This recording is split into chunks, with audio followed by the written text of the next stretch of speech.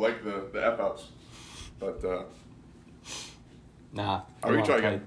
We want tight. We want tight. Here we go. Dance Like a Podcast, episode 46. William, Thursday. How we doing? Doing well, Dan. Let's go.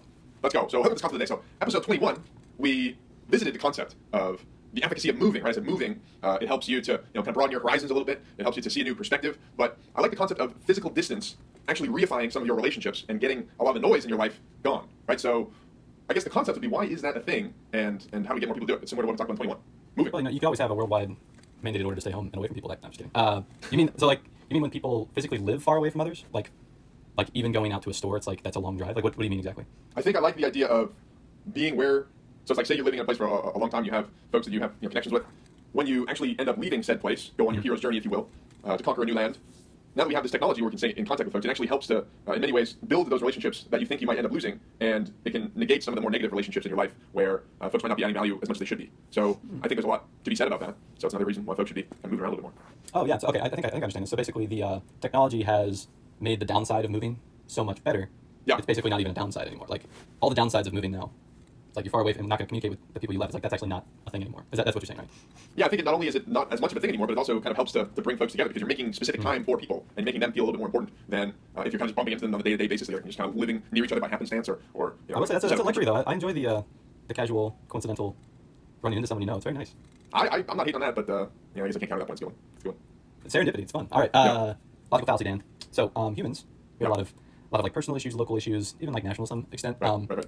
That really take a lot of our brain energy. They really distract us from what arguably are the actual problems, which are like humankind survival. And I think there's a kind of a hidden logical fallacy under that with all these smaller things distracting us from the main point.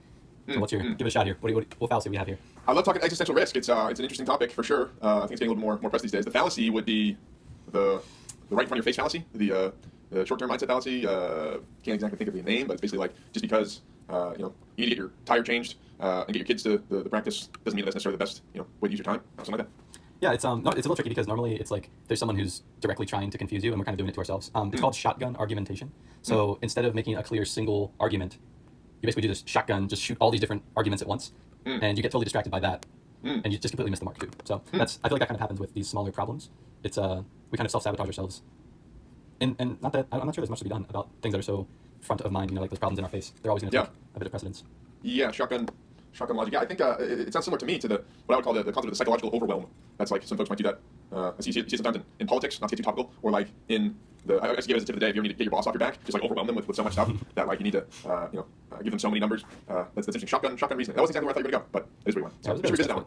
We should revisit that one because I like the existential risk topic. But let's go to tip of the day here. Tip of the day. So I'm going to get right into it. Make it easy for your future self to do difficult tasks. What do I mean by that, William? Well, I use the example of if I need to make a phone call to someone, or I need to make to the IRS, for example, is my most recent example. If I put the phone number in my Google Calendar, I am 100% more likely to do that thing. So make it easier for yourself to do that difficult and annoying task. Mm-hmm. Yeah, this is definitely just a huge feature of behavior designing in general, where you want to remove friction. It's how James Clear talks about it. You want to make really clear prompts. Is what BJ Fogg talks about a lot with his tiny habits. Right. But I like what you mentioned is your future self. I like that relationship almost treating your future self as a separate entity entirely. Right. It's like you're doing a favor for someone. Like people get a nice little glow from that of like, hey, I'm treating my future self to an easier life. Like that's I really connect with that idea. I haven't heard it put that way. So I didn't think of it like that, but yeah, I definitely like the idea of the future self having a relationship with the present self. Yeah, this would be up your alley because you're the tiny habits guru, right? The kind of social design idea, if you will. But yeah, it definitely does help to we're one of the few entities that can really see the future, right? We can even if we don't necessarily plan for it as well. But to your point earlier on day-to-day stuff, we can get lost in the sauce. But if you really start to plan, then you can continue to check real strategic boxes. It's hard. It's not easy. My friend just wrote something actually on one of your favorite mediums, LinkedIn, and it was talking about how what people don't need is or should strive for is a crystal ball for decision making. What they need is just a solid compass that they know works. And a lot of times people get frustrated when it's not a crystal ball and just a compass. I think that kind of relates to this. It's like you need to do the right things and not know quite what's going to happen still. Right. I have more thoughts on that, but that's good stuff. Compass. That's what the after show's for, Dan. That's right. Okay, so either or obviously this could be neither nor. Neither nor.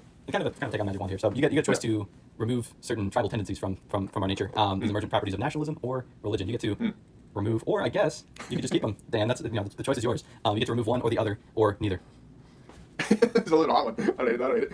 Yeah, I think so. I Yeah, most, especially when it comes to nationalism, most takes on nationalism have a bit of a negative connotation. But I guess reading some of Yuval Harari's work over the last 3 or 4 years has given me a bit of a different take on it when it comes to nationalism in particular. The idea of not having something to identify with for people is really really difficult. So that's why I think religion and being part of a nation are so important. But at the same time, they can obviously go over the over the threshold and kind of get into us versus them style thinking. So I think it's more just about how do we temper those tribal tendencies, but still maintain some sort of collective identity. Yeah, so I think the emotions are wonderful. That like that feeling of unity and being part of something are wonderful. I just think they're attached to like the wrong things. If that makes sense. So like, we can. I think we could come up with some better ideas to, feel like we're a part of on purpose, right? It's like, okay, what team are you gonna pick? Like, are you just gonna pick the team because that's where the imaginary lines are drawn, or are you gonna pick a team based on a set of values, or some sort of humanistic ideal, or something like that? Not just some make believe. I don't know, something like that. So which one are you picking? You picking which either or are we going? Well, so I don't know. I feel like nationalism and religion. It almost comes down to like what are the terms that we're talking about here? Because I think if you direct those energies and natural tendencies, if you direct those tendencies to something productive, right? To something a sound foundation that won't cause people to kill one another. Like that's the main issue, right? I suppose. Going back to the survival existential threat thing, right? It's like we don't want groups of humans to engage in activities that put ourselves at existential risk. I think. I would agree. I don't think that statement is too hot of a statement, but I think that it's probably part of the natural evolution of society to go through, the concepts around nationalism and around religion. So like, what would be? I'm just trying to think of what would the alternative be. Like, I think moving forward, I agree that we need to have a bit more of a, I know the term globalism is so stigmatized today, but we need to find a way to solve these problems that we face as a global entity. Like, there's no, this isn't an original line to me, but there's no American, no American solution to climate change or to, an Indian solution to artificial intelligence proliferation. Like, we need to find a way to cooperate. So how do we do that? I don't fucking know. Yeah, I think that's probably that's like the more fundamental thing I'm getting at is just like the nationalism, religious stuff, that they're not naturally very cooperative with other large groups. Right. That makes sense. Like you really got to work for that to be a thing.